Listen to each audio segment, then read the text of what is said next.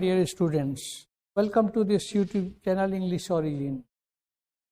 आज मैं आपके लिए टाइम एंड टेंस के सीरीज में जो पास्ट परफेक्ट टेंस है की चर्चा करने जा रहे हैं। तो टेंस तो आप जानते हैं कि टेंस बड़ा अंग्रेजी भाषा के ग्रामर में टेंस बहुत ही महत्वपूर्ण चैप्टर है और इस पर अगर आप ठीक से न समझे तो आपको आगे हर चीज़ में परेशानी होनी है, चाहे ट्रांसलेशन बनावें या कंपटीशंस के क्वेश्चंस को सॉल्व करें। टेंस नहीं तो कुछ नहीं। इससे टेंस को कभी कभी इस टाइम एंड टेंस को सुप्रीम कोर्ट कहते हैं। इसका जो नियम है फाइनल नियम तो कोई डिस्टर्ब नहीं कर सकता और कभी कभी ग्रामर के कुछ नियम किसी दूसरे नियम से डिस्टर्ब होते हैं, यानी कि टकरा जाता है। तो ऐसे में इसका जो रूल है वही फाइनल हो, क्योंकि यही प्रिवेल करता है ओवर द अदर रूल्स। तो चलिए शुरू करते हैं past perfect. Here is doctor Muralidhar Mishra once again before you. Past perfect ये ओल्ड कंसेप्ट में हम जानते हैं कि पुराने टेंस में हम लोग पास्ट परफेक्ट को लेते थे कि जा चुका था, ऐसे हम आइडेंटिफाई किए थे कि था थे थी रहे तो पास्ट, और चुका चुकी रहे या ये ई रहे तो ऐसे वाक्य को हम पास्ट परफेक्ट कहते हैं। उसको कैसे बनाते हैं तो सब्जेक्ट के बाद हैड दे करके भी थी देते। तो यही हमारा एक बेसिक या ओल्ड या ट्रेडिशनल टेंस में जो हम पढ़े हैं वो यही बात है। इसको आप जान गए हैं तो चलिए इसको उस ओल्ड टेंस को भी हम फिर से रखते हैं। ओल्ड टेंस में क्या है, जैसे he had gone to market, वो बाजार जा चुका था। Before I went to him, जब मैं उसके पास गया उससे पहले ही वो बाजार जा चुका। देखिए ये सिचुएशन बेस्ड है, सर्कमस्टांस बेस्ड है। इसको आपके उस आइडेंटिफिकेशन से ज़्यादा हेल्प नहीं मिलेगा, था या चुका था, बोले न बोले। लेकिन अगर इस तरह का भाव रहता है तो ऐसे वाक्य को हम लोग पास्ट परफेक्ट में बनाते हैं, जिसमें कि पास्ट में एक काम हो चुका है, उससे भी पहले ये काम होता है। ध्यान से देखिए, मैं उसके पास गया, उससे पहले वो बाजार जा चुका, यानी कि बाजार जाने का क्रिया जो है मेरे जाने से पहले होगी। इस सिचुएशन को बहुत बारीकी से और बढ़िया तरह से रखिएगा कि आपको आगे के सभी नियमों में ये आप समझ गए कि एक काम हुआ पास्ट में, उसके पीछे एक और काम हो चुका था, उसी को हम लोग पास्ट परफेक्ट करते हैं। That clear? चलिए दूसरे रूल में आइए। It is always used in double past. ये डबल पास्ट का क्या सेंस? आइदर एक्सप्रेस्ड और साइलेंट, या तो ये एक्सप्रेस्ड हो सकता है या साइलेंट हो सकता है। कहने का मतलब कि डबल पास्ट, यहाँ दो पास्ट था ना, इसमें तो हम पास्ट परफेक्ट पकड़ लिए। अब और बढ़िया से अगर पकड़ना चाहते हैं आप तो इस नियम में आइए कि आइदर एक्सप्रेस्ड और साइलेंट। कभी कभी ये वाक्य नहीं भी रह सकता। मान लीजिए ये नहीं है, जैसे कि अगर हम कोई नरेट कर रहे हैं सिचुएशन को, पुरानी घटना का एक्सपीरियंस अगर बता रहे हैं, या उसको हम इन्फॉर्म करते हैं कि जब मैं उसके पास गया था ना, कल जब मैं मार्केट जाने से पहले सोचा कि उसके घर चला जाता हूँ, फिर उसको लेकर के मार्केट जाऊँगा, लेकिन मेरे जाने से पहले वो बाजार जा चुका, यानी कि मार्केट जा चुका। अर्थात यहाँ आप ये बात बोले न बोले कि बिफोर वेंट टू हिम, वो तो आप बता ही रहे हैं कि मैं उसके घर गया पहले वाक्य में। दूसरे वाक्य में आप न भी अब बोलेंगे, अरे आप इतना कह देंगे he had gone to market, अरे हम he had gone to market, मतलब मैं जब उसके यहाँ गया था तो वो उनसे पहले जा चुका। ये एक्सप्रेस्ड भी हो सकता है, अभिव्यक्त भी रह सकता है, ये व्यक्त किया हुआ रह सकता है। जैसे यहाँ व्यक्त है या नहीं, तो ये अगर नहीं है तो अगर इसका भाव है तो उसको साइलेंट कर। ये दोनों चीज़ों, ये बहुत बारीक डिफरेंस, ये दिमाग में रखिएगा।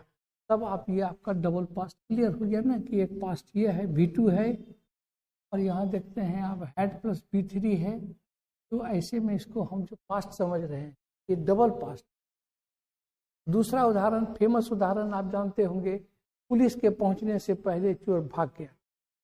तो पुलिस पहुंचा था और चोर भागा था, यानी कि पुलिस का पहुंचना पहले हो चुका था, सॉरी चोर का भागना, ही फ्लेड अवे, चोर भाग गया था, उससे पहले ही पुलिस पहुंच। तो कहने का मतलब पकड़ा गया। दूसरा सेंटेंस देखिए, the patient had died before the doctor came, doctor पहुंचा उससे पहले रोगी मर गया। अर्थात ये काम भी हुआ पास्ट में, ये काम भी हुआ पास्ट में, लेकिन इससे पहले एक काम हो चुका था, इसी को हम लोग परफेक्ट में रखे हैं। लेकिन या तो आप लिख करके दीजिए या नहीं तो ऐसा भाव दीजिए कंटिन्यूएशन में अगर हो किसी बात के तो यह बात आती। मैं समझता हूँ आप ये समझ रहे हैं, ये पास्ट परफेक्ट का सेगमेंट है और ये पास्ट इंडेफिनिट का सेगमेंट, ठीक है। अब चलिए दूसरे नियम में, in the action which has not fulfilled, कभी कभी ऐसा काम होता है कि पूरा नहीं हुआ, होने वाला था लेकिन हुआ नहीं, तो ऐसा कार्य जो पूरा नहीं हुआ, जैसे हमने उम्मीद की थी, I had hoped that he would come, कि वो आएगा, मतलब वो आया नहीं, ये काम पूरा हुआ नहीं, वो आएगा, ये काम पूरा ही नहीं हुआ। तो अगर हमको इसको व्यक्त करना है तो हमको यहाँ पास्ट परफेक्ट लगाना हो। देख रहे हैं, नॉर्मली लोग ये कम लोग जानते हैं। दूसरा उदाहरण आप देखिए, if he had met me, ये कंपटीशंस वाले के लिए आगे जाकर के कॉमन एरर्स में जब आप एरर डिटेक्शन का क्वेश्चन आता है या इंटीग्रेटेड ग्रामर में सॉल्व करते हैं, सीबीएसई के लड़के भी इसको इंटीग्रेटेड ग्रामर में सॉल्व करते हैं, तो वहाँ ये आपको ध्यान देना होगा, ये कार्य पूरा नहीं हुआ है तो उसको व्यक्त करना पास्ट परफेक्ट लगाते हैं। अगर मैं उनसे मिला होता तो वो मुझे पहचान लेता, मतलब हम मिले ही नहीं इसलिए वो सवाल पैदा नहीं होता है कि वो मुझे, तो कहने का मतलब ऐसा कार्य जो पूरा नहीं हुआ, हमने आशा की थी, उम्मीद की थी कि वह आएगा, आया ही नहीं, ये काम पूरा ही नहीं हुआ। चलिए नेक्स्ट में आइए, रूल नंबर 4, पास्ट परफेक्ट में बिफोर या आफ्टर से जुड़ा एक और क्लॉज कही, वाक्य से अच्छा है कि आप क्लॉज कही, क्योंकि वाक्य एक तो कंप्लीट होता है, तो आप क्लॉज कहिए तो ज़्यादा क्लियर है कि डबल पास्ट में है ना, एक वाक्य ये भी है S+V2। देखिए क्लॉज कहते हैं जिसमें कि सब्जेक्ट और भर्ब, इसमें सब्जेक्ट भर्ब है तो ये क्लॉज हो गया, ये भी सब्जेक्ट भर्ब है, कंजंक्शन से जुड़ा हुआ है, ये इसको हम एक कॉम्प्लेक्स सेंटेंस कहें। ऐसे सेंटेंस के लिए हम यहाँ क्या बोल रहे हैं कि पास्ट परफेक्ट में बिफोर भी रह सकता है, आफ्टर भी रह सकता है। बिफोर बने पहले, आफ्टर बने के बाद, ये प्रीपोजिशन का प्रॉब्लम। देखिए एक उदाहरण से देखिए, ही सेटल्ड इन लाइफ, वो जीवन में स्थापित हो गया, सेटल कर गया।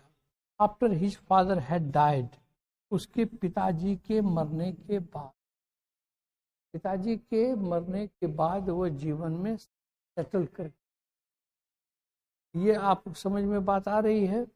ये एक क्लॉज और भी है और यहाँ बिफोर नहीं आफ्टर लगा, ध्यान दीजिएगा।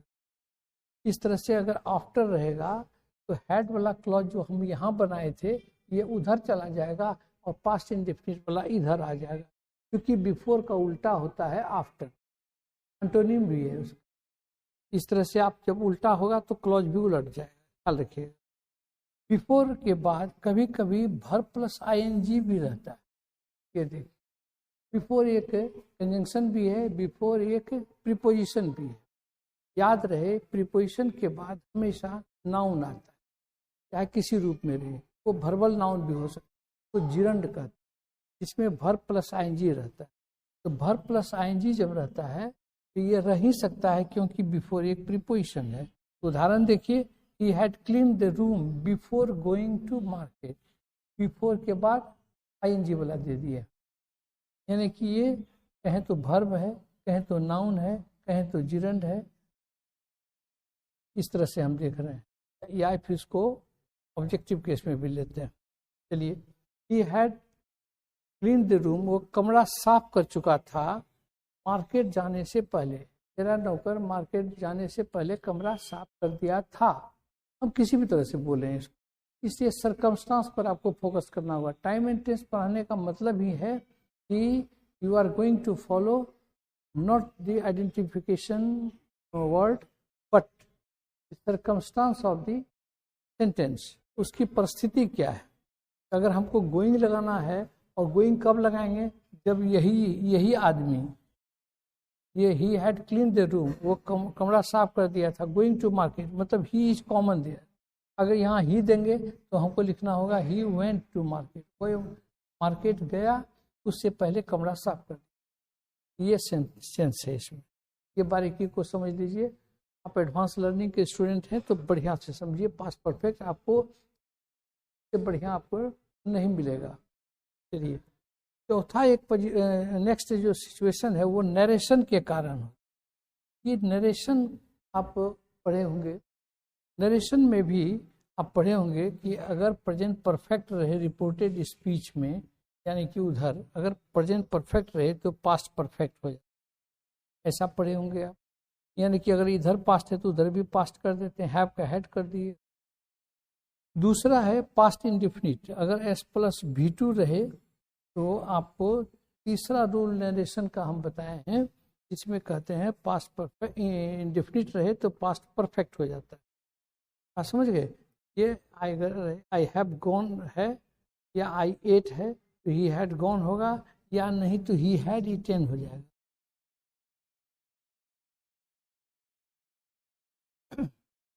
क्यों होगा? तो डायरेक्ट नरेशन को जब हम इनडायरेक्ट नरेशन में चेंज करेंगे तो इसका ये रूप जो है बदल करके पास्ट परफेक्ट में, यही समझना। अगर हम नरेशन के कारण किसी भी सेंटेंस को प्रेजेंट परफेक्ट है और अंडर इन्वर्टेड कोमा है, उसको हम चेंज करके पास्ट परफेक्ट में डाल देंगे, इसको भी पास्ट परफेक्ट में डाल देंगे। तो इस तरह से आप समझ के सारी परिस्थिति। पहला था ओल्ड सेंस, दूसरा था ये डबल पास्ट में लगता है, तीसरा था ऐसा कार्य जो पूरा नहीं हुआ था, चौथा था कि बिफोर या आफ्टर से जुड़ा एक और क्लॉज इसमें रह सकता है, चौथा था बिफोर के बाद कभी कभी भर प्लस आईएनजी भी लगता था, और छठा था आपका नरेशन के कारण। ये आप ये सब सिचुएशन समझ गए। अब फॉर्म्स ऑफ वर्ब को समझिए। फॉर्म्स ऑफ वर्ब जो होता है किसी भी टेंस का, तो वो ये है subject plus had plus V3। मूलतः यही है, यही पास्ट परफेक्ट का स्ट्रक्चर है। अब इसमें बिफोर लगेगा तो एस प्लस V2 हो जाएगा। अगर यहाँ हम आफ्टर देंगे तो ये हैड वाला उधर चला गया, देखिए SV2 इधर चला गया। इस तरह से फॉर्म्स ऑफ वर्ब भी समझ गए, पास्ट परफेक्ट भी समझ गए। अब वन थिंग मोर, तो इसी बात में आपको टेंस, चूँकि मेरे हिसाब से टेंस हमने आपको यहाँ ख़त्म कर दिया। आपको हम इस कड़ी में बताए हैं प्रेजेंट के 3 रूप, प्रेजेंट सिंपल, प्रेजेंट इम्परफेक्ट, तो प्रेजेंट कंटिन्यूअस कहते हैं। तीसरा पढ़ाए थे परफेक्ट। अब परफेक्ट कंटिन्यूअस के बारे में बोले थे कि there was nothing new in it, इसमें कुछ नया नहीं था, इसीलिए तो मैंने वहीं ख़त्म कर दिए थे। इस तरह से आप वो प्रेजेंट समुच्चय जान गए, पास्ट भी आज जान। पास्ट में अब आपको बचता है पास्ट परफेक्ट कंटिन्यूअस, उसमें कोई दिमाग नहीं लगाना है आपको। पास्ट परफेक्ट कंटिन्यूअस में क्या दिमाग लगाना है कि पास्ट परफेक्ट कंटिन्यूअस अगर वाक्य है, देखिए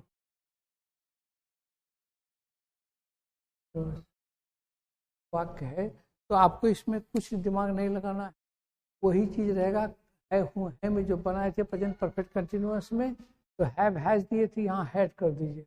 इसका फॉर्म सब वर्ब खाली लिख दीजिए, subject plus in plus before plus और इसी पर आप बना लीजिए एक sentence, I had teaching you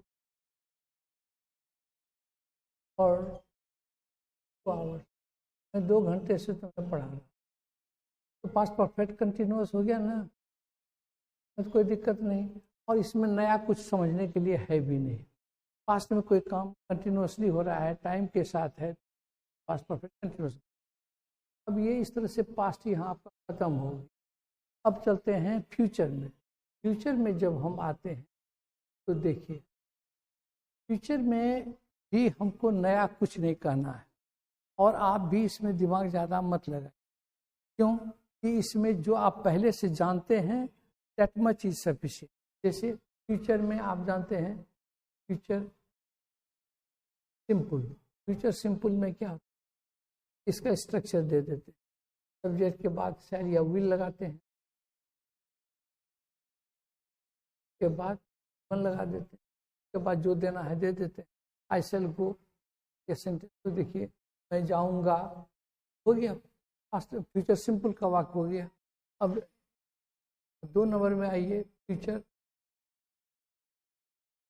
continuous, जिसको हम इम्परफेक्ट कर। फ्यूचर कंटिन्यूअस में स्ट्रक्चर देते हैं, सब्जेक्ट शैल विल तो लगेगा ही,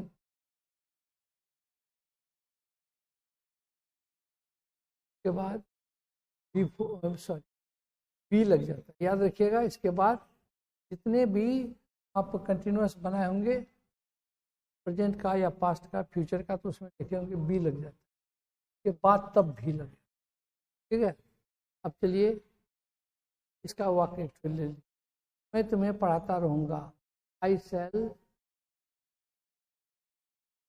टीचिंग, पढ़ाता, ये भी हो गया। अब तीसरा में क्या है, फ्यूचर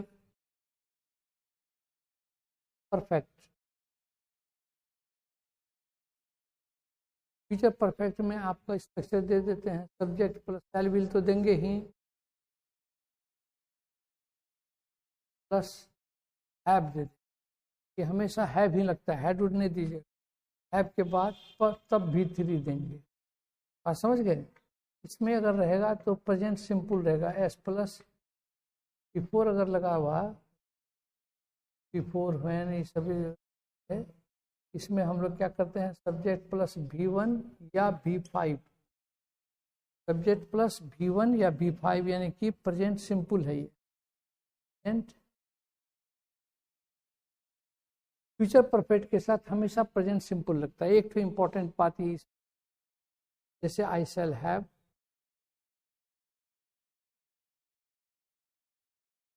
टॉट यू, मैं तुम्हें पढ़ा चुकूंगा, बिफोर आई रिटायर, मैं रिटायर होता हूँ उससे पहले। मैं रिटायर करूँगा, इसका सेंस हो जाएगा फ्यूचर, मैं रिटायर करूँगा उससे पहले मैं तुम्हें पढ़ा चुकूंगा, यानी कि बिफोर आई रिटायर को हम क्या कर दिए, प्रेजेंट सिंपल में रखे।